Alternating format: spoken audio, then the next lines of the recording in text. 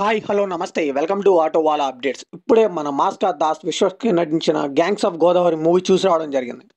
ఇంకా 2 hours 25 minutes run టైమ్తో థియేటర్స్లో భారీగా రిలీజ్ అయిన ఈ మూవీ చూసాక నా ఎక్స్పీరియన్స్ చెప్పాలంటే ఫస్ట్ హాఫ్ అయితే నాకైతే నచ్చిందండి. సెకండ్ హాఫ్ అయితే కంప్లీట్లీ గాన్ అని చెప్పాలి. చాలా ఫ్లాట్గా అనిపించింది second half.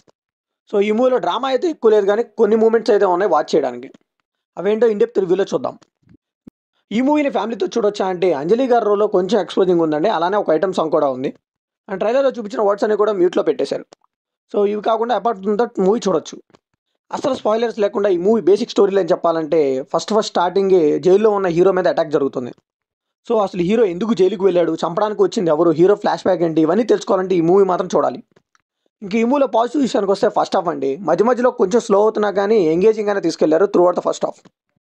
So especially Vishwasen గారి రోల్ అయితే చాలా బాగా షైన్ అయిందని చెప్పాలి. సినిమా రిజల్ట్తో పని లేకుండా ఈయన యాక్టింగ్ మాత్రం చూస్తే ఈ మూవీలో టైర్ 1 హీరోగా వెళ్ళే లక్షణాలు మాత్రం పుష్కలంగా కనిపించాయి.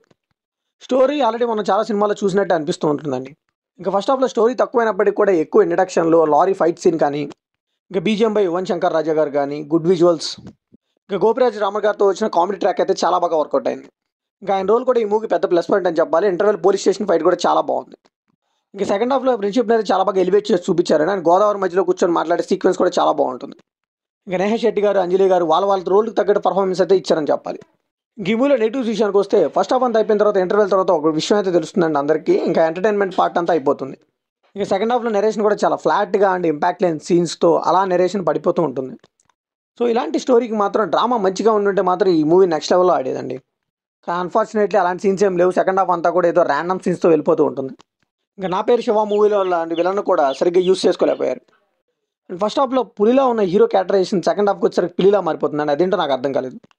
ఇంకా లాస్ట్ 30 మినిట్స్లో మూవీ అలా వెళ్ళినా కానీ సెకండ్ హాఫ్ అయితే కంప్లీట్గా గాన్ అని చెప్పాలి. ఇంకా ఐటమ్ సాంగ్ కానీ దాని ముందు వచ్చే సీన్ కానీ ఏమీ అంత అయ్యో అండి. ఐటమ్ సాంగ్ అనవసరమేమో అనిపించింది.